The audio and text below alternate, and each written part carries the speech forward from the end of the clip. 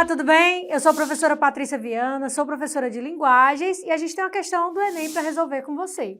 E uma questão bem legal, porque ele fala dessa comunicação que havia desde os tempos remotos. Mas aí você vai pausar o vídeo, vai ler o texto com calma e eu volto para resolver a questão com você, tá certo? Pausa o vídeo.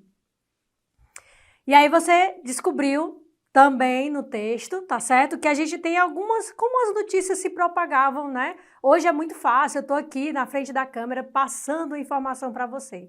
Mas lá na Idade Média, essas informações, elas eram, claro, escritas, né? Ou elas eram passadas oralmente, e aí a gente tem que ter muito cuidado, né? Porque uma pessoa fala uma coisa, que escuta, que vai repassar, e o repasse é uma paráfrase constante, né? Ou seja, você conta do seu jeito.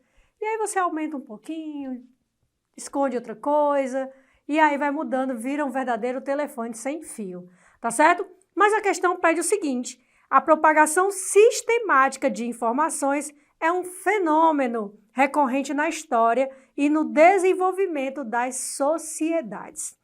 No texto, a eficácia dessa propagação está diretamente relacionada.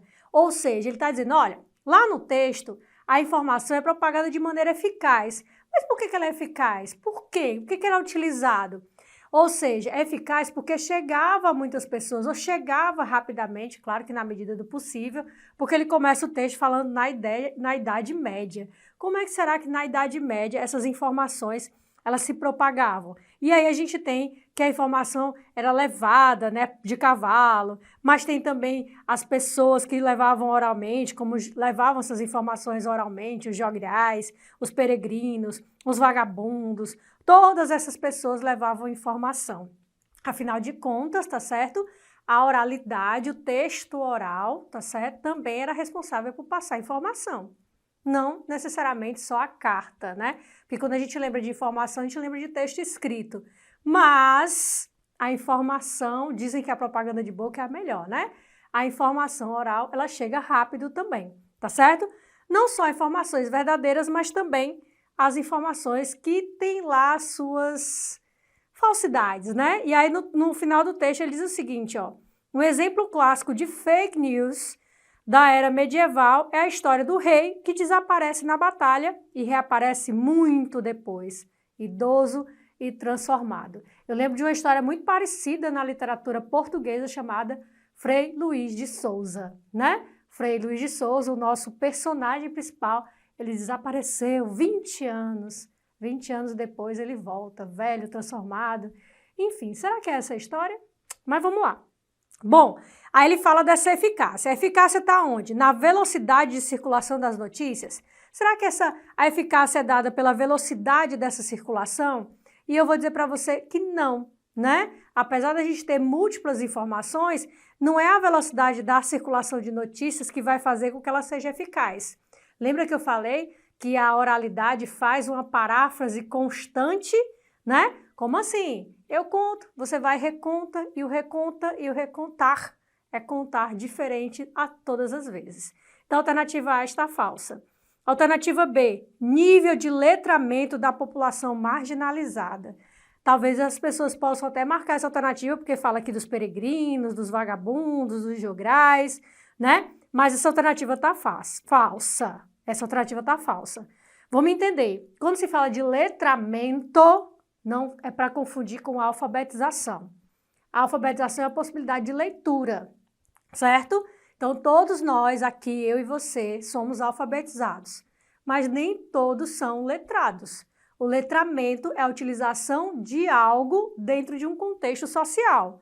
Todos nós temos letramentos diversos. Por exemplo, eu provavelmente tenho um letramento digital, estou trabalhando com câmera aqui, mas tem gente que está aí do outro lado que não tem, que não sabe mexer no celular.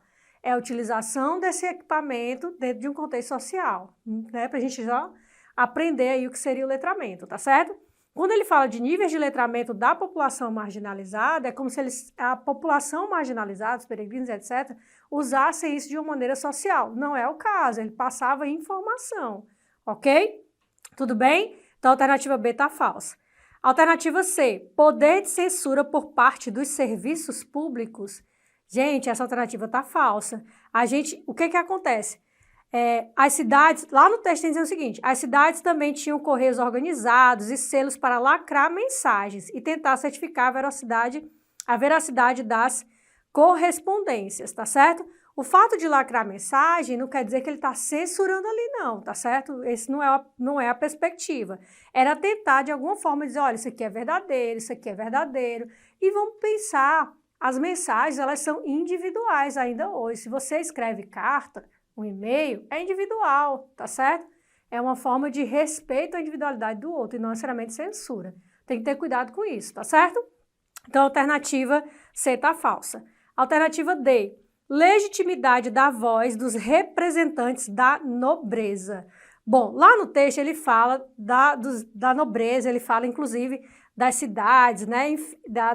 Dentro das informações ele fala que era colocado, que era enviado por pessoas da aristocracia, enfim, pessoas, né, de alta patente eram enviadas essas mensagens. Mas a questão está perguntando sobre a eficácia da propagação e não necessariamente legitimizar a voz desses representantes da nobreza. O fato da propagação, dessa eficácia, não tem relação direta com legitimizar a voz dessa nobreza. Lembre-se que a informação era repassada, inclusive por pessoas não nobres, tá certo? Então a alternativa D está falsa. A alternativa E, diversidade dos meios disponíveis em uma época histórica, a alternativa verdadeira. Aí você me pergunta, mas quais são os meios? Eu discordo. Calma, gente. Lembra da oralidade que eu falei no início do vídeo? Pronto, essas pessoas passavam informações de maneira oral. De que forma, Patrícia? A gente tem aqui os jograis, os peregrinos, os vagabundos. Para quem não lembra o que é jogral, o jogral ele acompanhava o trovador cantava, compunha a música, o jogral cantava, dançava, e eles saíam percorrendo lá, né, enfim, nas cidades, né, e propagavam lá também informações. Os peregrinos e os vagabundos entendam como pessoas marginalizadas, e essas passavam informações também. Então, essas pessoas, elas são o que a gente chama de meios de propagação de mensagem. Eu, por exemplo, aqui, hoje, sou um meio de propagação de uma mensagem. Através da minha voz, eu estou utilizando aqui o meio, de alguma forma, a internet, né? A câmera, tá certo? Então, todos nós somos medium de informação, ok? Então, a alternativa é a alternativa correta. Diversidade dos meios disponíveis em uma época histórica. Espero que você tenha compreendido e até a próxima!